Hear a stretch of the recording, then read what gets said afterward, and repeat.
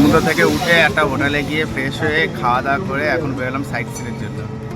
Dress trace সব change করে ফেলেছি। এখন দেখি এখানে বকখালিতে হয় কি সাইট সিন খুব ভালো, আমি আগে আসিনি, দেখি কেমন কেমন লাগে। চলো যাওয়া যাক। এই যে টোটো আবার একটা করে নিয়েছি, এখানে সবাই উঠেছে, এরা সবাই এখানে। টোটো মাঝখানে ঢুকে গেছে, বিদ্যুৎ ওই সামনে বসে আছে। এই দেখো এইটা হচ্ছে গিয়ে কি আছে বকখালির একটা পাওয়ার সাপ্লাই স্টেশন। এখন বন্ধ হয়ে গেছে মনে হয়, ওই সাইডে আরো আছে।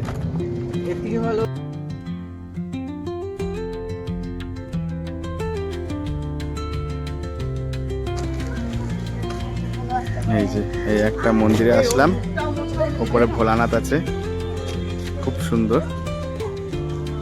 এই দেখো এই পাশে বোধহয় সমুদ্র আছে, সমুদ্র বাদ দেওয়া। এটা মা গঙ্গার মন্দির, চলো মাকে দর্শন করি।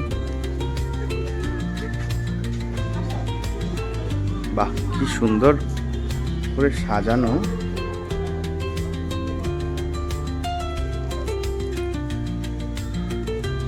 খুব সুন্দর।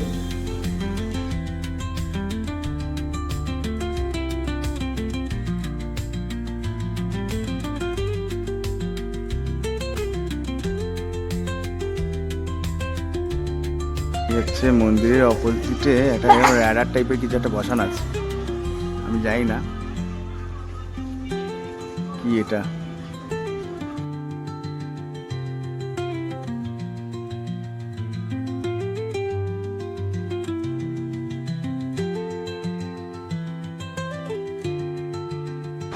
এই দেখো এখানটায় মন্দিরটা, এইখান থেকে উঠে আসলাম, উঠে এসে দেখো এখানে বাঁধানো।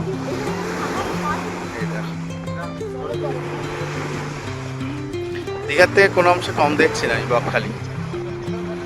বকখালি কিন্তু দীঘার সাথে টক্কর দেওয়ার মতন সময় চলে আসছে। এদিকটা দেখো,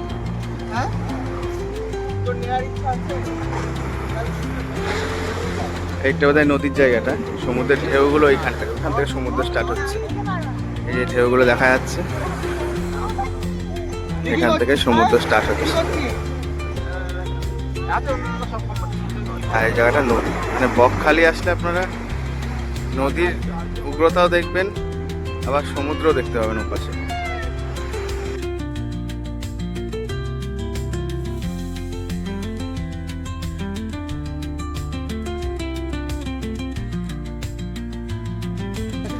এখন বকখালির বেনফিসে চলে এসেছি আমরা। এখান থেকে ভেবেছিলাম নদীটা পার হয়ে ওইদিকে ইয়েতে যাবো আমরা, জম্বুদ্বীপে। হ্যাঁ হ্যাঁ, এবার এদিকটা ঘুরে দেখি। এইটা ম্যানগ্রোভ অরণ্য, দেখা সেরকম কিছু আমার কাছে নতুন কিছু নেই, কেন সুন্দরবন যেহেতু ঘুরে এসেছি। এরকম রাস্তা মাঝখান দিয়ে, এইদিকে ম্যানগ্রোভ অরণ্য।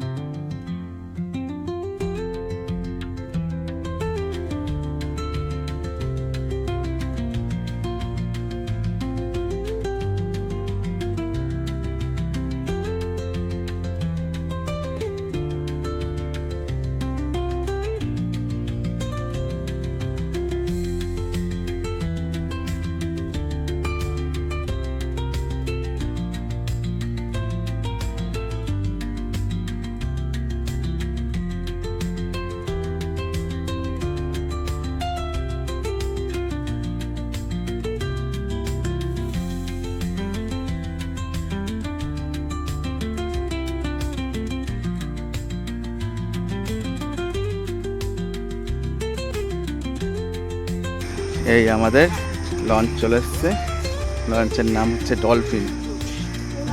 এটাই করে আমরা এখন যাব জম্বুদ্বীপ। হ্যাঁ না, এইটার কথা বলছি, এটা যাবে তো। হ্যাঁ এই দিকটা দিয়ে যাব। চলো লঞ্চে উঠে দেখা হচ্ছে। এই জালটা তুললো। দেখো মাছ নেই কোনো।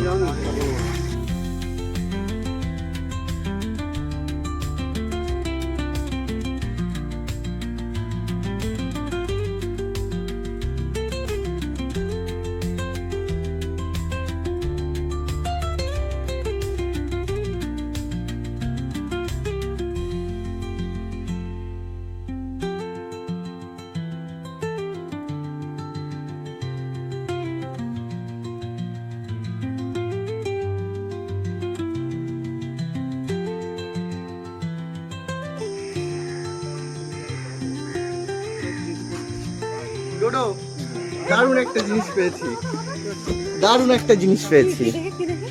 ডিজাইনটা দেখবি খালি। এটাই তো যা, আর একটা ভালো মাছ হয়ে গেল। মাছটা বাঁচবে না মনে হয়। না না ভাই, বেঁচে যাবে বেঁচে যাবে। এই দেখ এই দেখ এই দেখ এই দেখ এই দেখ এই দেখ এই দেখ এই দেখ, কি সুন্দর দেখতে মাছটা। এই লঞ্চটাই করে আমরা এখন যাচ্ছি। বগো ঘুমাচ্ছে কেন?